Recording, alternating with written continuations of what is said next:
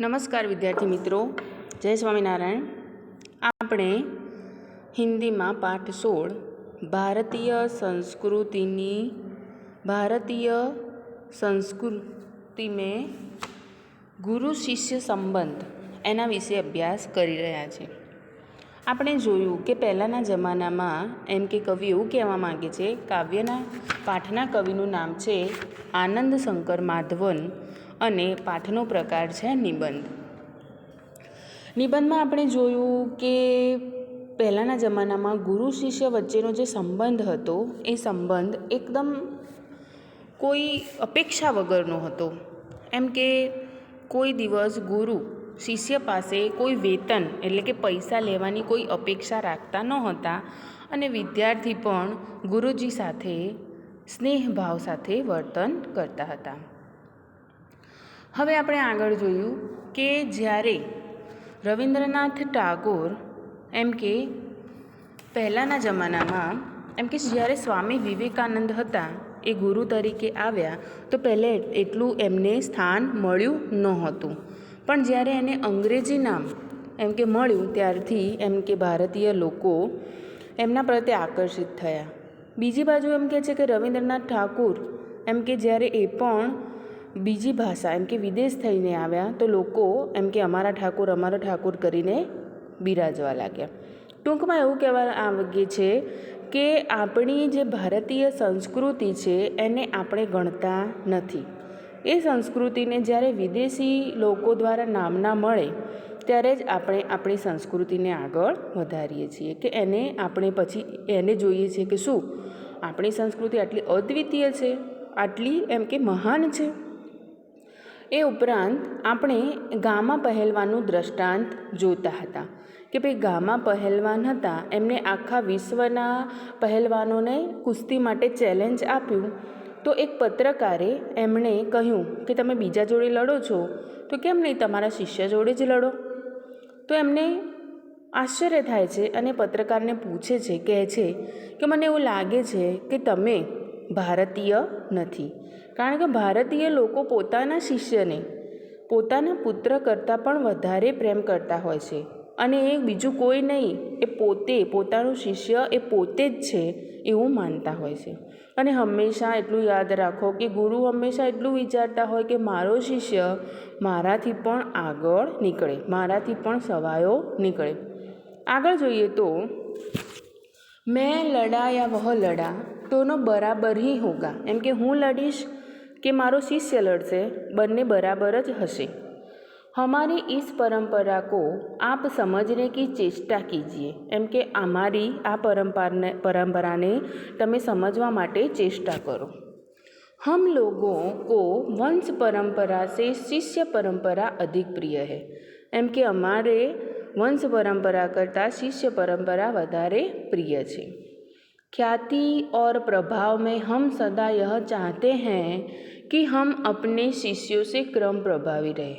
એમ કે અમારી પ્રતિષ્ઠા અને મોભા દ્વારા અમે એવું ઈચ્છીએ છીએ કે અમારો શિષ્ય અમારાથી વધારે એમ કે પ્રિયતા પ્રેમ એમ કે પ્રાપ્ત થાય. यानी हम यही चाहेंगे कि संसार में जितना नाम मैंने कमाया उससे कहीं ज़्यादा कहीं अधिक मेरे पिता कमाए. એમ કે અમે એવું માગીએ છીએ કે સંસારમાં જેટલું નામ અમે કમાયું છે એના કરતાં વધારે નામ અમારા પિતાજી કમાય, એટલે કે વધારે નામના અમારા પિતાજીની મળે. मुझे लगता है आप हिंदुस्तानी नहीं हैं. એમ કે મને લાગે છે કે તમે हिंदुस्तानी નથી. भारत में गुरु शिष्य संबंध का यह भव्य रूप आज साधुओं, पहलवानों और संगीतकारों में थोड़ा बहुत ही सही पाया जाता है. એમ કે ભારતમાં આ જે ગુરુ શિષ્યનો સંબંધ છે એ વધારે રૂપમાં સાધુ એટલે કે ઋષિમુનિઓ, પહેલવાનો અને સંગીતકારોમાં થોડું ઘણું આપણને જોવા મળે છે. भगवान रामकृष्ण बरसों योग्य शिष्य को पाने के लिए प्रयत्न करते रहे. એમ કે ભગવાન રામકૃષ્ણ હતા વર્ષો સુધી પોતાનો યોગ્ય શિષ્ય પામવા માટેના પ્રયત્ન કરી રહ્યા હતા. उनके जैसे व्यक्ति को भी उत्तम शिष्य के लिए रो रो कर प्रार्थना करनी पड़ी थी. એમ કે એમના જેવા એમ કે સરસ એમના જેવા વ્યક્તિત્વવાળા ઉત્તમ એમને પણ ઉત્તમ એટલે કે સારા શિષ્ય માટે રોઈ રોઈને પ્રાर्थना કરવી पड़ी હતી। इसे समझा जा सकता है कि एक गुरु के लिए उत्तम शिष्य कितना महंगा और महत्वपूर्ण है। એમ કે એના દ્વારા આપણને સમજણ પડે છે કે એક ગુરુ માટે પોતાનો શિષ્ય કેટલો મોંઘો અને મહત્વપૂર્ણ છે। संतान प्राप्ति वर्ग उन्हें दुख नहीं देता, पर बगैर शिष्य के रहने के लिए वे एकदम तैयार नहीं होते। एम के जो जीवन में एमने संतान ना होय तो एमने एटલું दुख नहीं थતું, पण जो एमने शिष्य वगर रहવું पड़े तो ये तैयार नहीं होता। इस संबंध में भगवान ईसा का एक कथन सदा स्मरणीय है। एम के आज संबंध में भगवान ईसाનું एक कथन એટલે एक वाक्य सदाय स्मरणीय बने छे। उन्होंने कहा था, मेरे अनुयायी लोग मुझसे कहीं अधिक महान हैं और उनकी जुतियाँ होने की योग्यता भी मुझ में नहीं है। एम के ईसा भगवान ईसा ईसु ख्रिस्त कहेवाय એવું માનતા હતા કે પોતાના અનુયાયી છે એ એમનાથી વધારે મહાન છે અને પોતે એ એમના અનુયાયીની જુતિયા એટલે કે એમના ચંપલ બરાબર પણ એ છે નહીં, એવું એ પોતે માને છે। यही बात है, गांधी जी बनने की क्षमता जिनमें है उन्हें गांधी जी अच्छे लगते हैं। एम के आ ज बात है कि गांधीजी बनवानी क्षमता जेनामां छे एमां एमने गांधीजी वधारे सारा लागे छे और वे ही इनके पीछे चलते अने एज पोता एमनी पाछळ चाले छे। विवेकानंद सिर्फ उन्हें पसंद आएंगे जिनमें विवेकानंद बनने की अद्भुत शक्ति निहित है। एम के विवेकानंद एमने ज पसंद आवशे कि जेनामां विवेकानंद बनवानी शक्ति रहेली छे। कविता के मर्मग्न और रसिक स्वयं कवि से अधिक महान होते हैं। एम के कविताનું જે મર્મગ્ન એટલે કે એનો ભાવાર્થ અને એનો રસિક એટલે એના ચાહકો એ સ્વયં એ પોતે જ કવિથી વધારે અધિક મહાન હોય છે। જેને કાવ્ય રચ્યું હોય એ નહીં, પણ જેને જાણ્યું છે અને જેને સમજ્યું છે એ વધારે મહાન ગણાય છે। संगीत के पागल सुनने वाले ही स्वयं संगीतकार का अधिक संगीत का रसास्वादन करते हैं। एम के संगीत जे आपे छे एना करता जे सांभळवावाळा छे ने एना चाहको छे ए वधारे एने एम के प्रचलित करे छे। यहाँ पूज्य नहीं पुजारी श्रेष्ठ है। अहीं पूज्य एटले के भगवान नहीं पण भगवानना पुजारी श्रेष्ठ गणाय छे।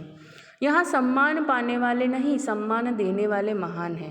अहीं के सम्मान जेने मळे छे ए नहीं पण जे लोको जेने सम्मान आपे छे ए लोको महान गणवामां आवे छे। स्वयं पुष्प में कुछ नहीं है, पुष्प का सौंदर्य उसे आने वाले की दृष्टि में है। एम के स्वयं पुष्प એટલે કે ફૂલ કંઈ નથી પણ એ ફૂલનું સૌંદર્ય જેને ગમી જાય છે, જેની દૃષ્ટિ છે એમાં રહેલું છે। दुनिया में कुछ नहीं है, एम के दुनिया में कहीं ज नहीं, जो कुछ भी है हमारी चाह में। एम के जे कंई पण छे ए आपणी चाहनामां छे, आपणी इच्छामां छे। हमारी दृष्टि में है, आपणी दृष्टिमां छे।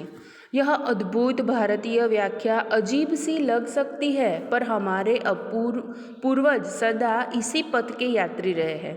एम के आ अद्भुत भारतीयनी व्याख्या આપણને અજીબ એટલે કે અદ્ભુત લાગી શકે છે, પરંતુ આપણા પૂર્વજો એટલે કે આપણા ઘરડાઓ સદાય આ જ પથ એટલે કે આ જ માર્ગના यात्री બની રહ્યા છે। उत्तम गुरु में जाति भावना भी नहीं रहती। एम के उत्तम गुरु होय एनामां जातिनो कोई भेदभाव नहीं होतो।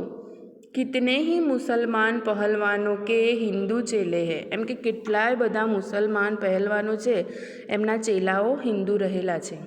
और संगीतकारों के मुसलमान शिष्य रहे हैं। एम के કેટલાય संगीतकारों हिंदू होय पण एमना शिष्यों मुसलमान रहेला छे। यहाँ परख गुण की, साधना की और प्रतिभा की होती, भक्ति और श्रद्धा की ही कीमत है। एम के अहींया परख एटले के एनी जाणकारी एम के गुणनी, साधनानी अने प्रतिमानी होवाथी भक्ति अने श्रद्धानी किंमत अहींया रहेली छे। न कि जाति संप्रदाय, ना के जातिनो संप्रदाय। आचार विचार या धर्म की, नहीं कोई आचार कोई विचार के ना कोई धर्मनो पक्षपात। मुझे क्या लिखाया था એક વિદ્વાન મુસલમાનને ही, એમ કે મને શું લખાયું હતું? એક વિદ્વાન મુસલમાને જ. उन्होंने कभी नहीं सोचा कि यह हिंदू है और मुसलमान बनाना चाहिए. એમને કોઈ દિવસ એવું નહોતું વિચાર્યું કે ભાઈ મારો ચેલો છે એ હિન્દુ છે ને મારે એને મુસલમાન બનાવવો જોઈએ.